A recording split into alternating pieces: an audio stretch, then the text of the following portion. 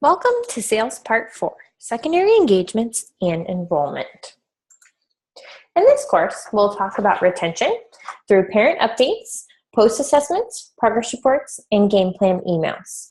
We'll also be discussing terminations and how to handle those conversations. First up with retention. It doesn't matter how many customers you sign up. If you do not keep your current clientele happy, the business will not thrive. Retention is key. According to experts, the customer experience is the single most important aspect in achieving success for a company in any industry. It's the people part of a customer's call or visit to your center. Although a potential customer might not remember everything they saw or heard while interacting with you and your staff, they'll certainly remember how the experience made them feel. A customer who feels valued, respected, and catered to is likely to continue to do business with you. Conversely, a customer who feels slighted, ignored, talked down to, or disappointed will probably turn to a competitor. Creating a relationship with your families is what will keep your customers invested for long term.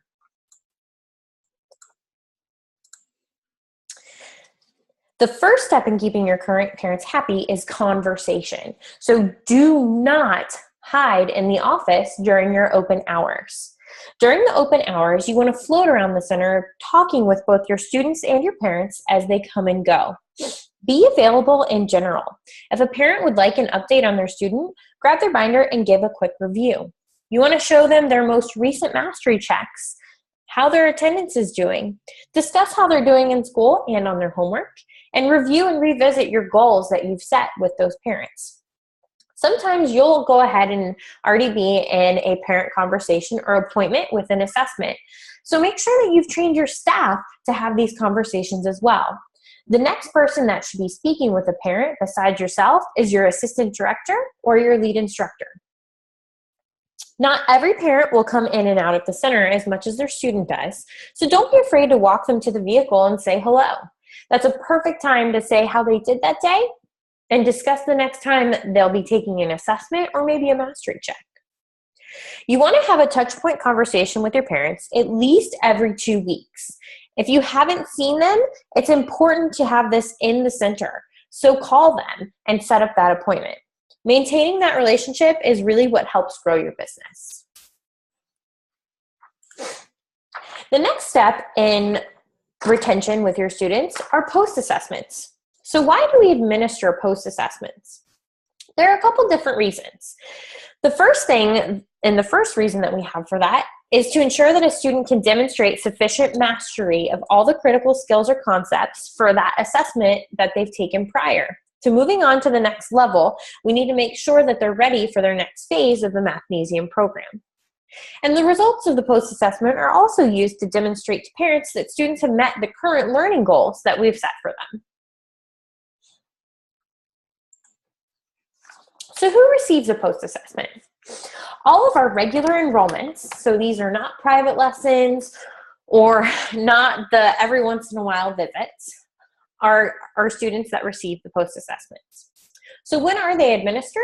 About every 60 to 90 days, depending on their attendance to the center, the amount of work that they complete, or any other factors like homework. Now, summer is shorter, so they do take a post-assessment about every 6 to 8 weeks.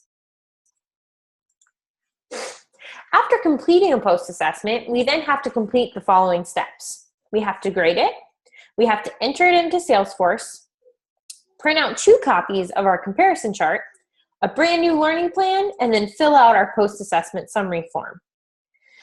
With the exception of numerical fluency assessments, if a student is able to demonstrate the critical attributes for each checkup question and the assessment results between an 85% and 100%, they've demonstrated sufficient mastery for that assessment level. If the assessment results are less than 85%, then the student has not demonstrated sufficient mastery, so we then redo the learning plan based on that current post-assessment.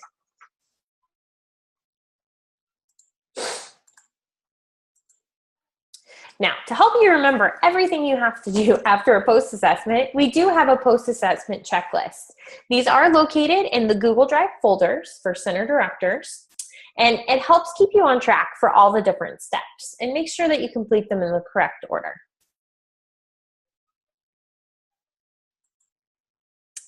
Now for our post-assessment summary form, it's very similar to our assessment summary form. It's just we changed it around so you're able to compare your assessments and re-discuss your goals previously set on the previous visit.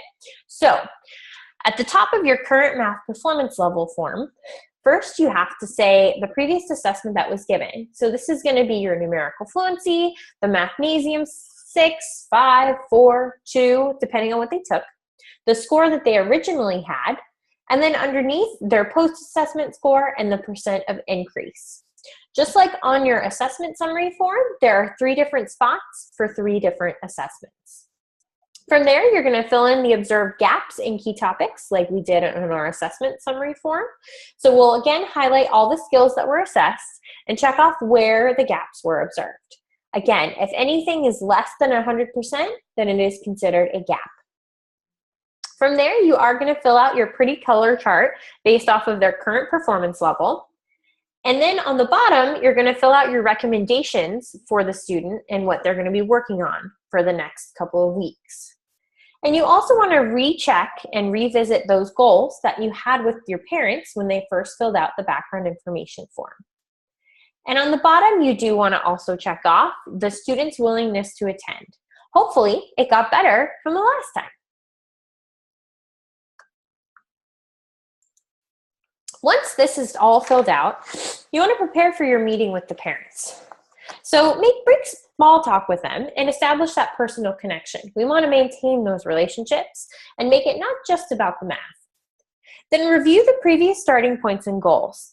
Highlight your improvements and point out the areas still requiring growth. Then you want to review the math on the assessment and the summary charts. And most importantly, show them the work. Talk the game plan and goals over the next 8 to 12 weeks, and this is a great time to discuss their attendance and homework. If you have a student who didn't improve more than 15%, here are my suggestions. Typically, those type of students are your students who have poor attendance, or they do a lot of homework during their time in the center.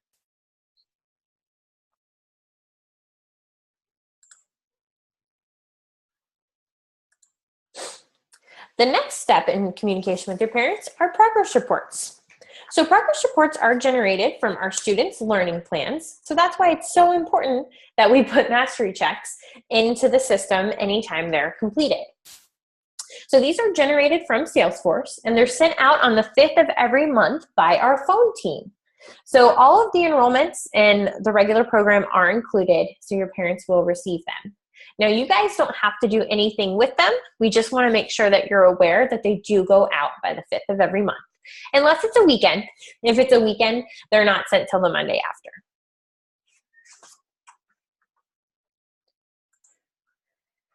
The last step in parent retention and student retention is our game plan emails. So whenever a game plan is turned into the basket, we then send out an email using Salesforce.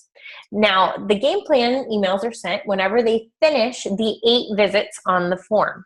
What it does is it summarizes their Mathnasium work, their homework, their attendance, and different things that they've been working on in Mathnasium. The last thing we want to discuss in secondary engagements and enrollments is terminations. We don't like those. Now, the typical scenario for terminations is mom and dad call in and say, what do I need to do to end my student's enrollment for the following reasons? We don't have time. We're too busy. Oh, Billy has an A. He's not struggling in school anymore, so we don't need you. Oh, I really can't afford it. It's just too big of an investment right now. Oh, well, you know, Claire's been doing great. We just want to see how the school year goes. And in every center director's head, it's, oh no. So you want to start with step 1. Use empathy. I completely understand. But you want to be careful and don't confuse this with sympathy. We're not going to let them go right away. We know that Mathnasium is the best solution for their child and that in the long term, it's going to benefit them if they don't leave. So if the parent is in person, you immediately want to pull out the binder and start reviewing where their student is at and go over all of those post-assessments and current assessments the students have. If you're on the phone, you want to schedule a time for them to come in and fill out the paperwork. Even if they choose to term after our conversations, we still have a form they need to fill out. Once you're sitting down with them, give a complete progress report. Review the mastery checks, their post-assessments, the current learning plan, the assessment summary forms, and their goals. We know that most of the time when parents try to leave, their student is not caught up and they're not fully ready to do that. You want to show them why they shouldn't leave and remind them why they signed up in the first place. Step 3, take a look at their enrollment. If you have a parent who's still insistent on leaving and they're in the middle of their agreement, let them know. If they're being persistent past that point, then you're going to move on to step 4. And then if they're on a month-to-month, you want to go ahead and skip on to step 5. Your month-to-month parents are those that have already fulfilled their enrollments and they've gone to the rollover process. Step 4 is speak to my supervisor. So if they're in the middle of their agreement, let them know you'll speak with your supervisor and get back to them tomorrow. The real reason for this is we want them to sleep on it. We want them to digest everything that you discussed with them about their child and their child's needs. A lot of times your parents will go home, sleep on it, and be like, you know what? No, that's right. That is a good investment for my child, and I'm going to continue to have them stay. You really, again, want it to sink in before they make that final decision. Don't make it easy on them. Remember how hard it is to quit your gym? It should be the same type of difficulty to quit the mathnasium. Step 5 is our 30 days cancellation. So we do require 30 days notice, and that's in the agreement they signed in order to term for our program. So I spoke with my supervisor, and although you have 3 months left, we are able to accept 30 days notice of cancellation. I just need you to fill out a termination form, and next month will be your last. And then remind them of the following points. The price could increase over the next couple of months if you choose to return. If you cancel in the middle of your agreement, you will need to pay those startup fees again when you come back. If they're still unhappy, then we'll move on to step 6. Step 6 is our termination form. On our termination form, we do require a parent signature, their termination effective date, the reason, and then on the bottom, there's an area for you all to write your notes. Okay? We never want it to get to this point, but we also want to have good customer service. I would never want a parent so unhappy when they leave that they wouldn't return if they need our help again.